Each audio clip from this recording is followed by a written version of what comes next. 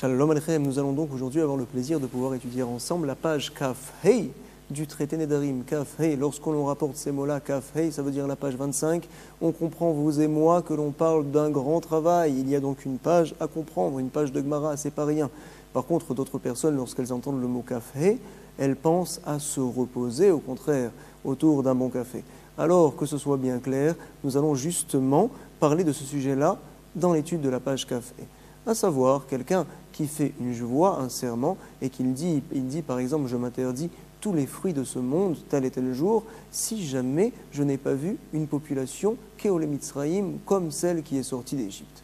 Alors on avait dit que puisque c'est grave de faire des serments, les Chachamim sont mahmir, et ils lui disent, tu sais, ton serment Havaï, c'est vrai que tu as exagéré, mais ce serment-là, donc, fait en sorte maintenant, entraîne que tu n'as plus le droit de profiter de ces fruits-là. Et sur ce, la Gemara nous a dit pourquoi. Comme ça a demandé Ravina à Ravashi, 2 lignes avant la fin. Peut-être, Vedilma, Haïgavra qui n'a des shumshemane chazé. Cette personne-là, tout simplement, elle a vu qu'il n'a un nid, des shumshemane. En général, on traduit ce mot-là par sésame. Ici, on parle en l'occurrence de fourmis. Peut-être qu'il a vu un nid de fourmis. Il y avait là-bas autant de fourmis que la population qui est sortie d'Égypte. Et donc, le serment qu'il a fait, c'est un bon serment. Ve'asik lehon shme ole Mitzraïm. Il a tout simplement donné un nom à ce nid de fourmis, tout simplement, nous dit la Gemara, Veshapin Mishtaba, et donc ça serait forcément une bonne voie, un bon serment. Sur ce, lui a répondu Ravashi Amarli, Ki Mishtaba, Adaat Edidan Mishtaba. Il y a un principe que tu dois connaître, il dit à Ravina, c'est qu'une personne, lorsqu'elle jure, elle jure selon Adaat Edidan, notre manière de comprendre, notre compréhension de la chose, Mishtaba. Ve'anan, et nous forcément, l'omaskinan nafshin. Nous ne pensons pas à shumshemane, à des fourmis, lorsqu'une personne dit de telles paroles. Ah, nous dit l'agma, attends. Donc le principe que nous a enseigné Ravashi maintenant, qu'une personne, lorsqu'elle jure et elle pense forcément selon notre manière de comprendre ces mots. Ce n'est pas possible de dire une telle chose. Pourquoi? Valda alte de nafshe lo avid. Tu veux dire qu'en règle générale, une personne ne jure pas en fonction de sa manière de comprendre ces mots qu'il dit.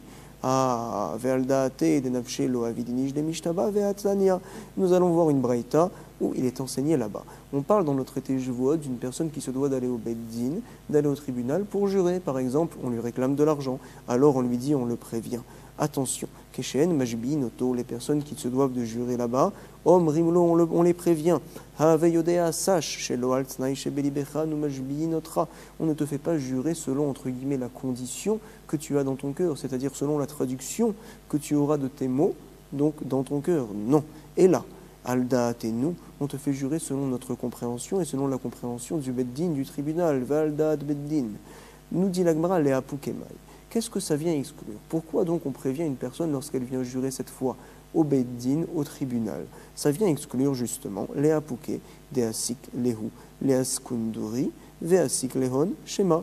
Tout simplement, une personne a pris des espèces de bouts de bois, ils avaient l'habitude de jouer avec ça, ce qu'on appelle iskunduri, et il leur a donné un nom. Je les appelle désormais zouzé. C'est une pièce de monnaie.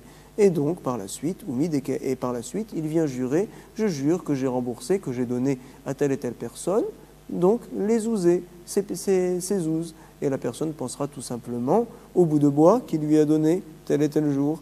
Et dans ce cas-là, on lui prévient, attention, quand tu jures, tu dois jurer selon notre compréhension de tes mots-là. Lorsque tu diras le mot zouz, alors tu penseras bien sûr à de l'argent et non pas à ces bouts de bois. C'est ce que l'on vient lui dire. Et donc, puisque précisément au tribunal, lorsqu'une personne jure, on le prévient, attention, lorsque tu jureras cette fois, tu jureras selon notre compréhension de la chose. Ça veut dire qu'en règle générale, une personne qui n'est pas au tribunal, il jure, comme notre cas par exemple dans la Braïta qu'on a vu à la page Kavdalet, alors il jure en général, même en fonction de sa manière de penser. Peut-être que cette personne-là pensait justement aux némalim, aux fourmis et non pas à des gens. Et donc on considérerait que sa voix est bonne, son serment est bon et on devrait lui permettre justement de pouvoir manger ses fruits. C'est ce que veut dire Ravashi à Ravina. C'est la question qu'il lui repose. La Gemara nous dit non. L'eau. Behemet, nous comprenons là-bas dans Jevuot que ça vient exclure autre chose. Les apouké mikania des rava. Kania, c'est en général un roseau. Ici, on va le traduire par une canne, tout simplement, la canne de Rava. À savoir, nous allons parler ici d'une personne Deaou Gavra, nous dit la Gemara, Deave Amasik Bechavre Zouzé. Il devait de l'argent à son ami et il ne lui a toujours pas remboursé. Il a été convoqué au tribunal, au Beddin. Et donc il a essayé de trouver une ruse. Alors, en général, il marche très bien, il n'a pas de problème. Cette fois, il a pris une canne pour aller au Beddin. Et à l'intérieur de cette canne-là, il a mis toute la somme d'argent qu'il devait à son ami. Donc il est parti en boitant au Beddin et lorsqu'il est arrivé là-bas, il a dit au prêteur, tiens, aide-moi s'il te plaît, prends la canne dans tes mains quelques instants. Lorsqu'il est arrivé, il a bien sûr fait une voie, il a juré, on lui a demandé du reste d'attraper un Sefer Torah entre les mains, et donc il a juré, et Béhémet il a dit, je jure que je lui ai donné à la personne qui m'a prêté de l'argent toute la somme d'argent que je lui devais. Alors qu'est-ce que l'on dit dans ce cas-là? Normalement on devrait dire que cette personne-là a menti. Et Béhémet, ce n'est pas un mensonge, parce que effectivement, il lui a donné une canne, et dans cette canne-là, il y avait toute la somme, tout le remboursement. Par la suite, qu'est-ce qu'il s'est passé? Lorsqu'il a juré, le prêteur s'est énervé, il a cassé la canne, et donc tout l'argent s'est dévoilé aux yeux du tribunal. Et donc, finalement, nous a dit Rava, tu sais, c'est pas bien ce qu'il a fait, ce bonhomme-là, mais en tout cas, le serment qu'il a fait, c'est un vrai serment. Et donc, voici la raison pour laquelle maintenant, lorsqu'une personne vient jurer, on le prévient à l'avance, attention. Lorsque tu jures selon notre date, notre compréhension de la chose. Non pas qu'on a peur que la personne vienne à donner des noms à des choses qui ne le sont pas, mais on a peur qu'il vienne finalement faire un remboursement, par exemple, de manière voilée, de manière un petit peu cachée. Et donc c'est ce cas-là que l'on a peur et que l'on prévient la personne. Attention, nous allons relire ça dans la Gemara. La Apouké, Mikania des Rava, ça vient exclure, donc ce tnaï-là, cette condition-là qu'on dit à la personne lorsqu'elle vient au tribunal, ça vient exclure le cas du roseau de la canne de Rava. À savoir, nous sommes donc à la 10e ligne du recto de la page Kafé, milieu de la ligne, et il est rapporté des Aougavra, une personne, des Ave Masik Michavre Zouzé, il devait justement de l'argent à son ami. Atalekame de Rava, il est parti voir Rava, et donc Rava lui a dit à Marlé, il a dit au lové, à l'emprunteur, Zil Parali, rembourse-lui. Il lui a répondu tout simplement, Paraticha, je t'ai remboursé. Et sur ce a dit Rava, jure, Amarlé Rava Imken, si c'est ainsi, Zil Ishteba le. Alors jure sur la telle chose, des paratés que tu as remboursés. Azal, il est parti donc, Ve'aïte Kania, il est venu au Beddin, il a rapporté là-bas un Kania, un roseau, Ve'yaïv Zouzé Begave.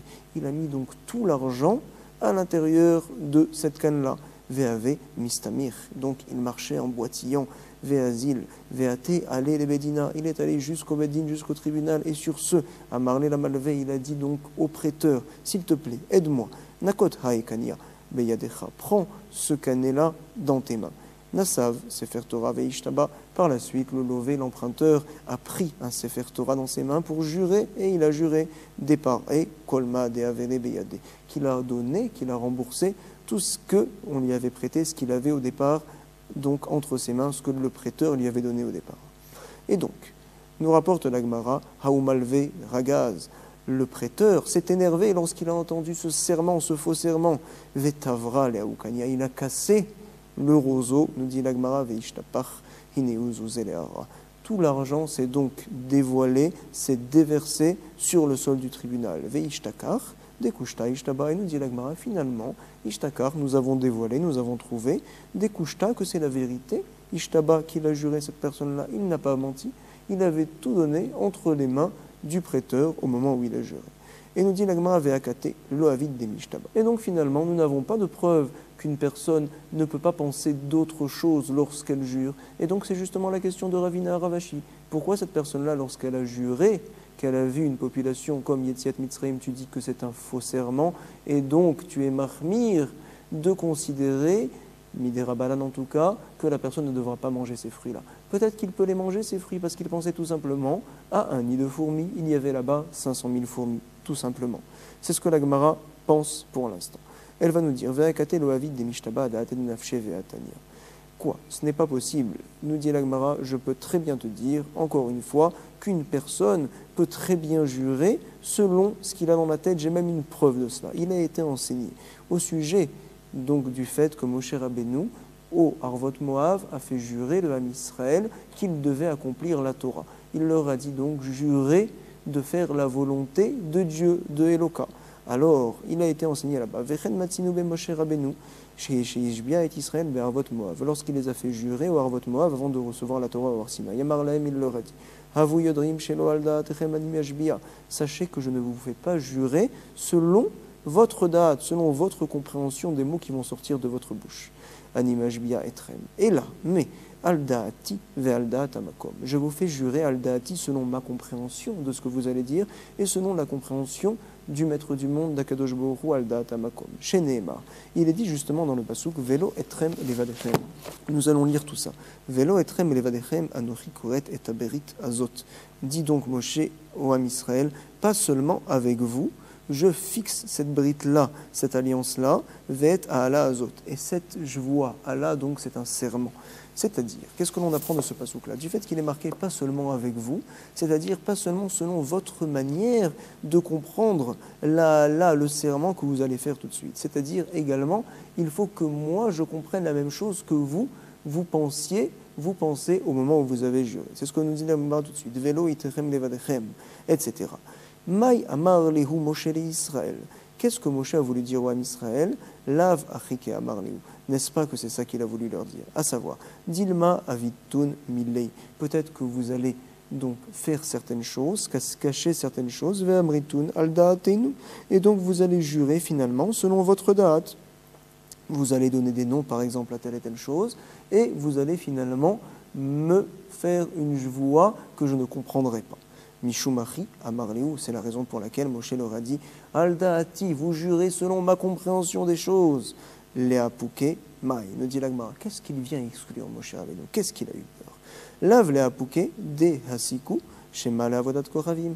N'est-ce pas qu'il vient juste exclure et leur dire attention, ne donnez pas un nom aux idoles en disant voici que cette idole-là va s'appeler maintenant Eloka, Dieu, et donc par la suite vous allez me dire je jure que je vais faire la volonté de Eloka, de Dieu. Et vous allez penser tout simplement à l'idole, à la Avodazara. Miklal de Avidinish, de Mishtaba Da'at et Nafshe. Et donc on apprend d'ici le principe qu'a voulu souligner Ravina Ravashi, une personne peut jurer en fonction justement de ce qu'il pense lui et pas de ce qu'on pense nous. C'est la raison pour laquelle Moshe Rabbeinu a dû les prévenir au départ. Lo avodat koravim ikre eloka. La Gemara nous dit non. Behemet, c'est spécial au sujet de la Avodazara parce que la Avodazara s'appelle dans la Torah Eloha. On l'appelle, la Torah l'a surnommée en tant que Dieu quelque part. C'est-à-dire que des gens donnent l'importance à une idole et la désignent, la considèrent comme un Dieu. Donc c'est pour cela qu'il y avait vraiment de quoi craindre. Du fait qu'il est marqué dans la Torah, où Bekol Elohé Mitzraïm, on parle là-bas de la sortie d'Égypte, et Dieu dit que justement il a fait tomber tous les Elohé Mitzraïm, tous les dieux d'Égypte, lorsqu'il a fait sortir le Ham Israël, donc le soir du 14 Nissan. Et nous dit la Gemara Veli Shabbat Yatehon Dekaimitun Mitzvot. Pourquoi donc Moshe Rabbeinu était donc obligé de dire une telle chose finalement, de les prévenir, attention, vous jurez selon ma compréhension, etc. Tout simplement, il aurait dû leur dire, voici, je vous demande maintenant de jurer que vous allez faire les mitzvot, et sur ça, il n'y a pas de quoi se tromper. Nous dit la Gemara, non. Mashma mitzvot ameler. Tu sais, il y a aussi des mitzvot, c'est-à-dire des commandements du roi. Donc eux, ils pourraient penser, tout simplement, on va faire les mitzvot du roi, que le roi va nous ordonner, tout simplement. Ah, nous dit l'Agmara Veli Shabbat Yatehon Demekaimitun Kol mitzvot. Tu aurais dû leur faire jurer qu'ils allaient réaliser toutes les mitzvot, c'est-à-dire les mitzvot de la Torah, forcément, pas seulement les mitzvot du roi. Nous dit l'Agmara non. Mashma mitzvot tzitzit. On sait que la mitzvah des tzitzit, c'est la raison pour laquelle le Gaon de Vilna était en pleurs lorsqu'il partait mourir, lorsqu'il allait partir. Ses élèves lui ont dit pourquoi tu pleures? Tu as peur de ne pas aller au Gan Eden? Il a dit non, je ne m'inquiète pas à ce sujet-là. Simplement, je suis triste du fait que maintenant je n'aurai plus la facilité de pouvoir faire les mitzvot. Par exemple, la mitzvah de tzitzit qui est chez Kula Keneged Kol la Torah, qui est importante, qui est aux yeux d'Akadosh Baruch Hu, comme toutes les mitzvot de la Torah, c'est si facile de faire une telle mitzvah. Et donc, je suis triste que de partir de ce monde-là et de ne plus avoir la possibilité de faire ces mitzvot-là. En tout cas, lorsqu'ils viendront à dire « nous jurons que nous allons faire toutes les mitzvot », ils penseront tout simplement au tzitzit. Et les tzitzit, c'est shakul keneged kol mitzvot.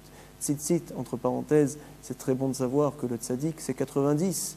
Le yud, c'est 10. Donc tzitzit, ça fait 90-10, 90-10. Et le tav à la fin, bien sûr, c'est 400. Ça fait, si ceux qui comptent bien, on arrive à 600. bien sûr, il y a 5 nœuds dans chaque coin des tzitzit, et également il y a 8 fils. Donc on arrive, 600 plus 5 plus 8, on arrive à 613 mitzvot. Et donc, nous avons peur que la personne vienne à jurer, je jure de faire toutes les mitzvot, et finalement, il ne pense qu'au tzitzit. C'est la raison pour laquelle Moshe Rabbeinu était obligé de les prévenir au départ. Mashma mitzvot tzitzit. Nous dit la Gemara de Amarmar, Shekula mitzvot tzitzit, Keneged kola mitzvot, Sheba Torah, la mitzvah de tzitzit et Shekula, donc à la valeur de toutes les mitzvot de la Torah. Nous dit la Gemara, Veli Shaba yatehon, Demekai mitun, Torah, Behemet, nous avons une autre solution. Tout simplement, on aurait dû leur demander de jurer qu'ils allaient faire la Torah. Bien sûr, de quelle Torah on parle? De la Torah d'Hachem. Nous dit la Gemara, non. Mashma Torah Achat. Lorsqu'ils vont jurer qu'ils vont faire la Torah, c'est-à-dire peut-être que la Torah Shebirtav, que la Torah écrite et pas la Torah orale, ou bien l'inverse, que la Torah orale et pas la Torah écrite. Ah, nous dit la Gemara, mais attends, une autre solution, qu'ils jurent qu'ils vont faire les Torahs, c'est-à-dire donc la Torah orale et la Torah écrite. Veli Shaba Yatehon, Demekai Mitun, Torot, qu'ils font les Torot. Mashma, Torat Mintra, Torat Ratat, Torat Hacham. La Gemara répond non. Lorsque l'on parle du Korban Hacham, du Korban Ratat, de ces offrandes-là, on parle donc de Torat Hacham, Torat Ratan, toutes les lois qui concernent le Korban de l'offrande Hacham, l'offrande donc de Ratat. Et on a peur que la personne, lorsqu'elle dit je vais faire les Torot, c'est-à-dire donc Torat Hacham, Torat Ratat, j'apporterai les offrandes. C'est la raison pour laquelle Moshe Rabbeinu était obligé de justement les prévenir avant qu'ils jurent. Torah Ratat, Torah Hacham. Nous sommes donc 5 lignes avant la fin des petites lignes au recto de la page Kafrei, et la Gemara continue, vient nous dire Vei Shaba Yatehon, Demekamitun, Torot, tu dois les faire jurer tout simplement qu'ils font les Torahs et également les mitzvot. Et sur ce, on n'a pas à se tromper, pense la Gemara. Quand on rapproche, quand on relie Torah et mitzvot, forcément on ne parle que d'une chose, de la Torah d'Hachem et de ses mitzvot. Nous dit la Gemara, non, encore une fois, il peut tout simplement penser Torot, Mashma Torah Tamincha, il peut penser lorsqu'il dit Torah à la Torah des Korbanot, Torah Mincha, Torah Tratam, et les mitzvot, c'est les mitzvot du roi, on peut encore se tromper. Mitzvot, Mashma, mitzvot Amelech. Ah, nous dit la Gemara, nous avons encore une autre solution. Veli Shaba Yatehon, Demekai Mitun, Torah Kula. Il devrait jurer de réaliser des Mekai Mitun, toute la Torah. Et donc, toute la Torah, c'est la Torah d'Hachem, nous dit la Gemara. Non. Lorsque l'on dit toute la Torah, tu sais, il y a une chose qui est chez Kula, qui est évaluée comme toute la Torah, c'est quoi? Une personne qui fait Chas Veshalom la Avodah Zara, qui sert des idoles. C'est comme s'il avait repoussé toute la Torah. Et donc, lorsqu'ils jureront qu'ils feront toute la Torah, tout simplement, c'est-à-dire, ils penseront comme quoi ils ne feront pas la Avodah Zara, ils ne serviront pas des idoles. C'est ce qu'on a peur, c'est ce que nous dit la Gemara. Mashma Avodat Kochavim, Detania. Il nous a été enseigné dans une braïta. On peut voir ça dans plusieurs traités du reste. Chamura Avodat Kochavim, la Avodah Zara est très grave, chez Kol HaKoferba. Et on apprend justement que toute personne qui repousse la Avodah Zara, c'est comme s'il faisait toute la Torah, qui est Ilu Modeh Bet Torah Kula. Donc finalement, nous comprenons encore une fois pourquoi Moshe Rabbeinu leur a prévenu. Nous dit la Gemara, Veli Shaba Yatehon. On aurait dû les faire jurer d'une autre manière, des Mekai Mitun, Avodat Kochavim, Ve Torah Kula. Tout simplement qu'ils vont être Mekayem, qu'ils vont réaliser le fait de se repousser de la Avodah Zara d'une part des idoles, et également de faire toute la Torah. Forcément, c'est la Torah du bon Dieu, toute la Torah. Inami, on aurait dû leur faire jurer également, par exemple, de faire les 613 mitzvot, Shesh Meot, Veshlosh Esrei mitzvot. Donc pourquoi Moshe Rabbeinu a-t-il été obligé de leur faire jurer qu'ils allaient servir Dieu d'une part, et aussi également de les prévenir. Attention, vous ne jurez que selon ma manière de comprendre les mots que vous allez dire, et donc également la manière dont la Torah, Akadosh Baruch Hu, comprendra vos mots. Et là, nous dit l'Agmara, Moshe Rabbeinu, Milta Delotri Chanakat. Forcément, Moshe Rabbeinu, Behemet, il aurait très bien pu dire autre chose, mais il a dit une chose qui est l'otricha, qui n'est pas fatigante, c'est-à-dire une chose que tout le monde comprend, et c'est la raison pour laquelle au départ, il a eu le besoin de justement leur expliquer, attention, vous jurez en fonction de ma manière de voir les choses. Jusqu'à présent, apparemment, il ressort que la question de Ravashi, qu'il a demandé du reste à Ravina, nous n'avons pas pour l'instant de réponse à cela. À savoir, il lui a dit, peut-être que lorsque la personne jure qu'il a vu une population comme Yetziat Mitzraïm, ceux qui sont sortis d'Égypte, il pense tout simplement aux fourmis, et donc on devrait lui permettre de manger les fruits et de dire que ce n'est pas une jvoat sheker, un faux serment. Et donc, Ravashi n'a pas pu répondre pour l'instant à la question de Ravina. Nous sommes à la troisième grande ligne du recto de la page Kafé. Nous avions vu dans la Mishnah Imloraiti Nachash Kekorat Betabad une personne qui fait un neder, il fait un vœu de s'interdire tel et tel fruit, si jamais il n'a pas vu un serpent qui était comme le pressoir de Betabad des raisins. Comment est-ce possible? C'est sûr qu'il a exagéré, nous dit la Gemara, mais attends, il n'y a pas un tel serpent, c'est sûr, il doit y avoir un tel serpent. Vélo, Vea, Haou, Chavia, Deave Bechene Shavur Malka. On se rappelle d'un serpent qu'il y avait à l'époque du roi Shavur Malka. Et donc, Ramoulet Tleissar Arvate de Tivna nous explique, nous traduit le Sefer Harour, ils lui ont mis 13 peaux de bêtes devant lui et il les a d'un coup avalés. Vebala, nous dit la Gemara, apparemment il était énorme. Vebala Yatehon. Et donc c'est fort possible qu'il y ait un tel serpent. Sur ce, Shmuel va nous dire non. La personne qui a fait ce neder-là dans la Mishnah, lorsqu'il compare le serpent qu'il a vu à un betabad, donc à un pressoir, c'est au sujet du fait qu'il est entrecoupé.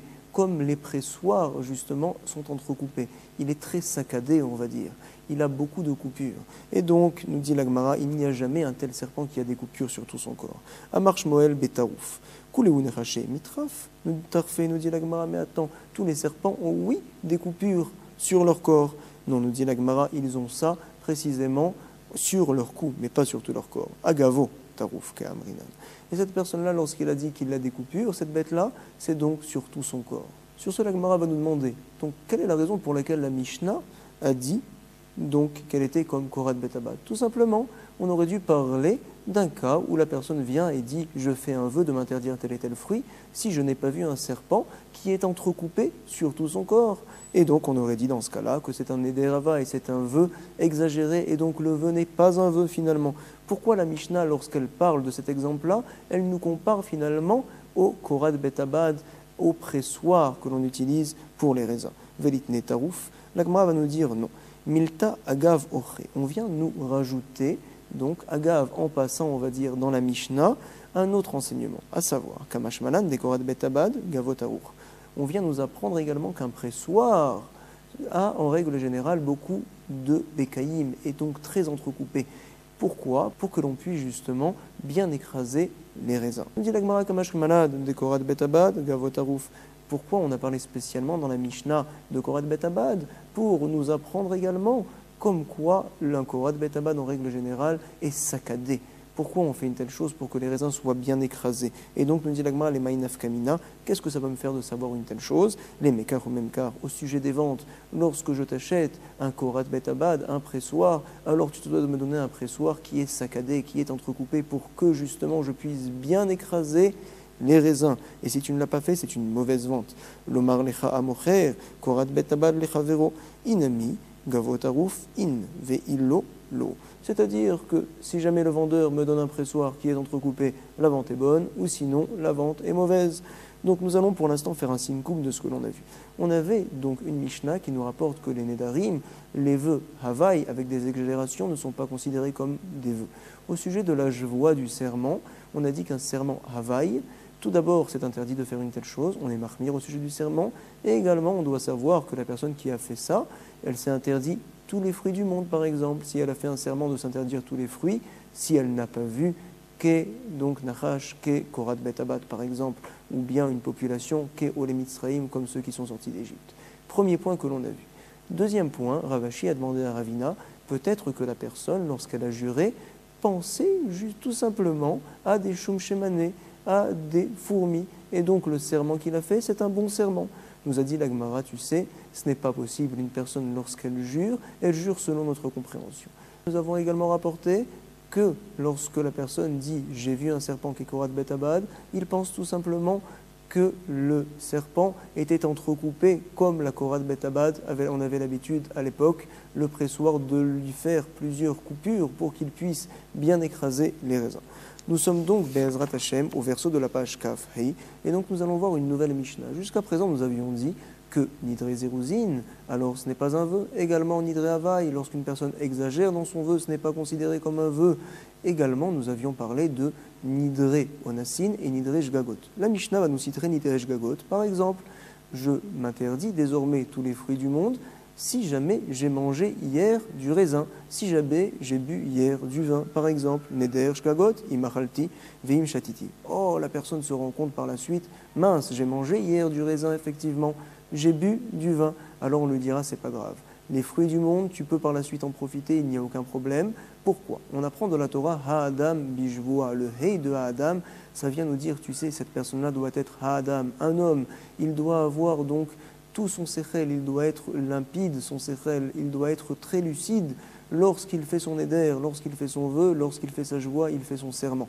Cette personne-là, au moment où il a fait son éder, il avait oublié, tout simplement, comme quoi il avait bu hier du vin, il avait mangé hier du raisin. C'est la raison pour laquelle ce n'est pas un vœu, c'est une xérat hakatuv, on apprend ça des psukim. Donc nous allons relire. Nidrej gagot imachalti veim shatiti veniskar sheachal. Il s'est rappelé par la suite qu'il a mangé, veshata, qu'il a bu. Ou bien, autre cas par exemple, et il dit sheani ochel. Je fais un éder, je fais un serment, donc par exemple de m'interdire tous les fruits, si demain je viens à manger un raisin. Par la suite, le lendemain, il l'oublie et il mange le raisin. Il boit le vin, par exemple. On lui dira, monsieur, ce n'est pas grave, tu peux consommer tous les fruits du monde. Pourquoi? Parce qu'on apprend également du pasuk Ha'adam que la personne doit être un homme, non seulement lorsqu'il sort ses paroles, lorsqu'il jure, lorsqu'il fait un neder, mais également au moment où s'accomplit le serment, où s'accomplit le neder, le vœu, à savoir au moment où il transgresse sa condition également, il se doit d'être lucide, il se doit d'avoir toute sa tête. Ça vient exclure donc des cas où plus tard, il viendra oublier son serment, il viendra oublier son vœu et il viendra à manger par exemple des raisins, boire du vin. On lui dira donc, monsieur ne t'inquiète pas, tu peux par la suite consommer tous les fruits du monde, il n'y a pas de problème, ton vœu n'est pas un vœu, ta joie, ton serment n'est pas une joie. Nous allons reprendre ça dans les mots. Sheani ochel ve sheani shoté. Ve shachar. Par la suite, il a oublié, troisième ligne du verso de la page. Ve'achal, et donc il a mangé, il a bu. Amar konam ishti. Autre cas, quelqu'un qui a dit, voici que ma femme sera interdit désormais de profiter de mes biens. Konam ishti ne'enikli. Pourquoi? Chez Ganva et qu'ici, elle a volé mon sac. Ou bien Vesheikta et Banaï. Apparemment, madame était dure, était méchante. Elle a frappé mon enfant, elle a frappé mes enfants. Par la suite, la personne s'est rendue compte. Venoda chez Lo, Hikto. Venoda chez Loganva. Il s'est rendu compte que madame était juste, c'était une sadika, elle ne l'a en aucun cas volé, elle n'a en aucun cas frappé ses enfants. Alors qu'est-ce que l'on dit dans ce cas-là? Ce n'est pas considéré comme un vœu, ce n'est pas considéré comme un serment. On apprend ça encore une fois du même pasouk, Ha'adam bijvoa. C'est ce que la Mishnah vient nous rapporter. Nous allons le relire dans les mots fin de la troisième ligne. Konamishti nenetli.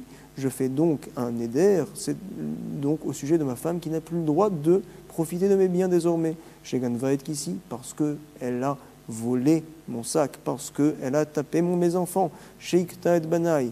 Venoda, par la suite il a su, chez Loekato.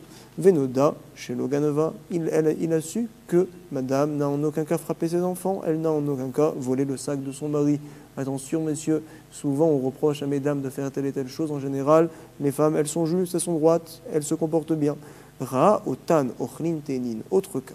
Une personne passe dans le champ et il voit des gens qui sont en train de manger toutes les figues de son champ. Oh, il n'est pas content, il s'énerve. Ve'amar, il dit, Are alechem korban.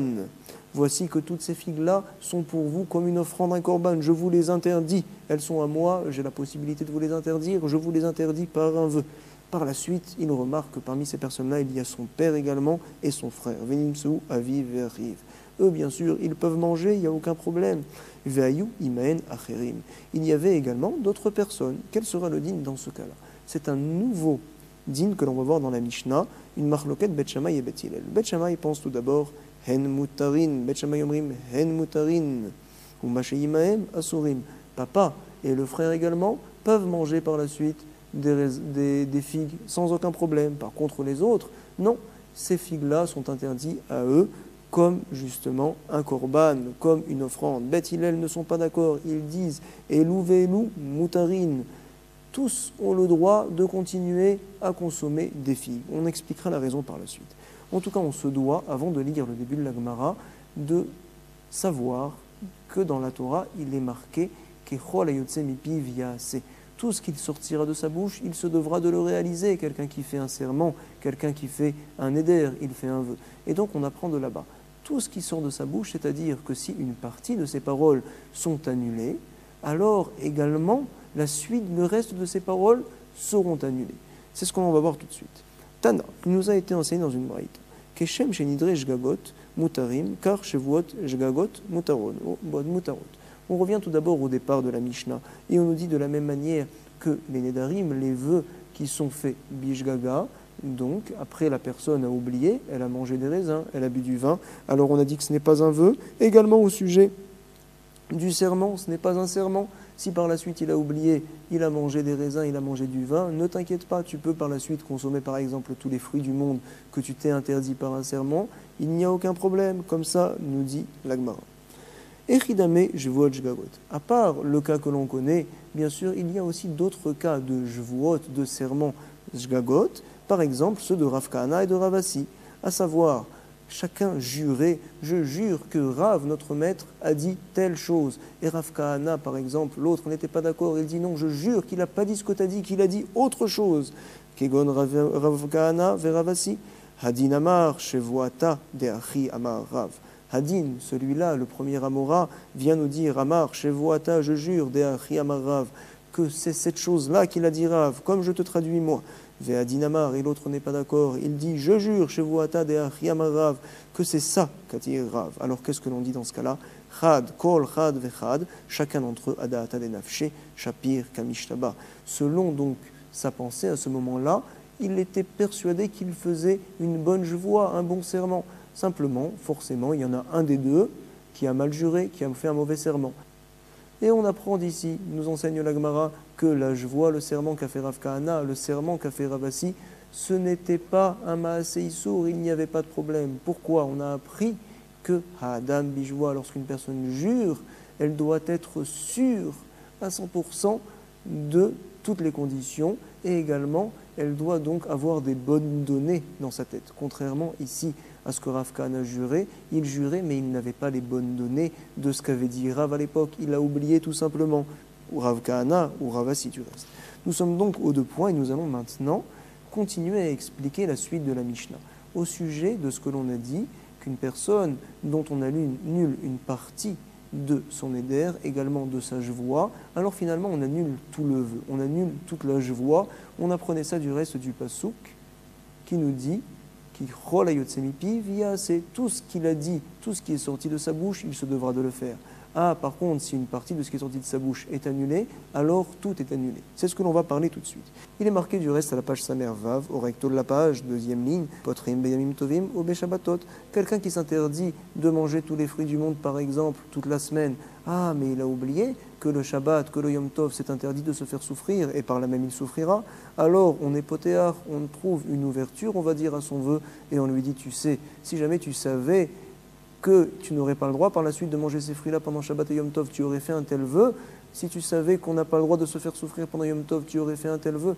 Non, je n'aurais jamais fait un tel vœu, je n'aurais en aucun cas transgressé Yom Tov, transgressé Shabbat, j'aurais continué à prendre du plaisir Shabbat et Yom Tov, c'est une grande mitzvah du reste. Tout celui qui est me'aneg et Shabbat, alors il est zoché, donc benachala bli metzarim, d'un héritage gigantesque sans fin, nous enseigne la Gemara. Du reste, potrin beyamim tovim ou beshabatot, on peut de cette manière-là faire annuler un vœu à une personne. Barishona, à l'époque, nous dit la Mishnah, ayu omrim, ils enseignaient. Otan yamim mutarin, vesha kolayamim asurin. Parfait, on a trouvé une ouverture à ton vœu. Cependant, pendant Yom Tov Shabbat, c'est vrai que tu peux manger des fruits. Par contre, dans la semaine, ton vœu continue à rester bon. On a annulé une partie du vœu, mais l'autre partie du vœu reste kayemet. Vesha kolayamim asurin. Jusqu'à ce qu'est venu Rabbi Akiva et qu'il a appris Vélimed, il a enseigné. Chez Aneder, chez Utar, Miklalo, Utar, Kulo. Un vœu qui a été Utar, qui a été permis en partie, alors il est Utar Kulo. On le permet entièrement, nous enseigne la Mishnah. Bien sûr, du passouk qu'on a rapporté, qui est Kol, Ayotse, Mipi, Viase. Tout ce qui sortira de sa bouche, il se devra de le faire. Si une partie de ce qu'il a dit est annulée, alors tout également sera annulé. C'est ce qu'on apprend de cette Mishnah-là. Nous allons revenir à la page Kaf Hei, au verso de la page. Il est enseigné donc aux deux points. Tsnanatam, potrim beshabatot beyamim tovim, barishona yomrim, otanayamim mutarim, beshar kolayamim, asurim, jusqu'à ce qu'est venu Rabbi Akiva, Tsheba Rabbi Akiva Velimed, et il a enseigné, non, je ne suis pas d'accord, neder sheudar miksato, utar kulo, un vœu dont on a permis une partie, alors tout le vœu est permis. Nous allons voir maintenant deux possibilités d'annuler les paroles d'une personne. Par exemple, vient nous dire Rabba, Découlé Alma, Kol Echad Amar, Ilo Haïti Yodea. Selon tout le monde, que ce soit Chachamim ou bien Rabbi Akiva, que ce soit Beth Shammai ou Beth Hillel, tout le monde sera d'accord qu'une personne qui dit Ah, Ilo Haïti Yodea, si jamais je savais que Abba Benechem, que mon papa était parmi vous, alors je me dois beaucoup de kavod à mon père. J'aurais dit les choses différemment. Haïti Omer, Kulechem Asurim, Chutz mi Abba. J'aurais dit tout le monde, vous n'avez pas le droit de profiter de mes biens, de manger des figues, sauf mon papa. Qu'est-ce que l'on dit dans ce cas-là Découlé ou Nasurin, Ve'aviv Mutar. Tout le monde donc n'aura pas le droit de manger les figues et seulement uniquement papa aura le droit de les manger. On dit que le vœu continue à être kayam, à tenir en partie. Pourquoi? Parce que les paroles restent les mêmes paroles. Au départ, la personne elle a dit vous êtes tous assurim, vous avez tous l'interdiction de manger des figues, et par la suite il continue ces paroles-là. Vous avez tous l'interdiction de manger des figues, sauf mon père. Donc il rajoute par la suite. Ça ne s'appelle pas qu'il casse ces paroles. Donc selon tout le monde, nous enseigne Rabba, Beth Shammai ou Beth Hillel en tout cas, nous dirons dans ce cas-là que messieurs n'ont pas le droit de manger des figues si ce n'est papa. Et nous dit la Gemara. Dans quel cas ils sont en marloquette, l'onirleku. Et là, Beomer, ilu haïti yodea, shaba benechem, haïti omer, ploni ve ploni asurin, veaba mutar. Ils ne sont en marloquette que dans un cas où la personne a cassé ses premières paroles. Si jamais Ilu Haïti Yodea, que mon père est parmi vous, chez Abba Benechem, alors Haïti Omer, j'aurais dit les phrases différemment. Ploni ve ploni, asurin, un tel et un tel, vous n'avez pas le droit de manger les figues. Et papa, il peut le manger, ve Abba, motar. Tout simplement, il y a des gens qui sont très macpides, qui font attention. Ah, lorsque je vais dire, vous êtes tous interdits, sauf mon père, dans mes paroles, ici, on a l'impression, lorsque je dis vous êtes tous interdits, que je vais interdire mon père. Par la suite, c'est vrai, je l'exclus, mais en tout cas, c'est un manque de kavod à mon père. Il vaut mieux que je dise ploni ve ploni, un tel et un tel, vous êtes interdits. Donc mon père ne rentre jamais dans le lot.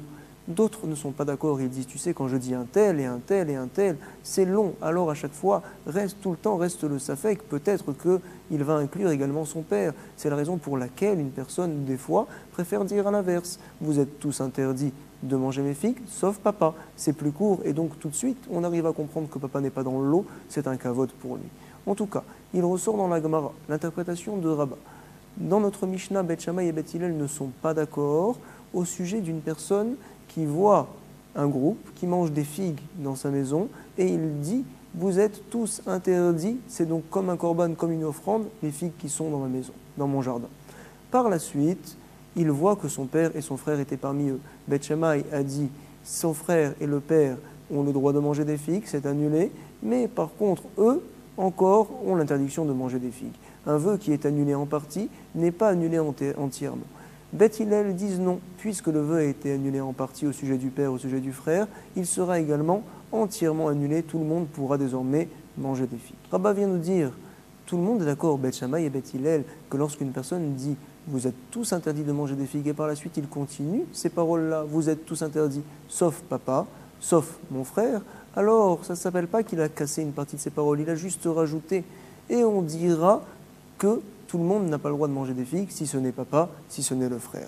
La marloquette Beth Shammai et Beth Hillel est dans un cas où la personne casse ses premières paroles. Il dit voici ce que j'aurais dit pour le kavod de mon père, je ne l'aurais jamais inclus, je n'aurais jamais dit koulechem, au contraire, j'aurais dit un tel est interdit, un tel est interdit. Papa bien sûr est permis, mon frère également est permis de manger des figues. Dans ce cas-là, la personne casse ses paroles complètement, alors Beth Hillel dira que le vœu est annulé, non seulement pour le père, non seulement pour le frère, mais également pour tout le monde pourra manger des figues. En tout cas, on peut aussi tous également reprendre l'étude de cette page-là. Nous vous souhaitons beaucoup de Hatzlacha et j'espère que dans le prochain enregistrement, nous pourrons travailler la traduction mot à mot de la page Kaf Hei. Beaucoup de Hatzlacha, Kol Tuv, Toda Rabba.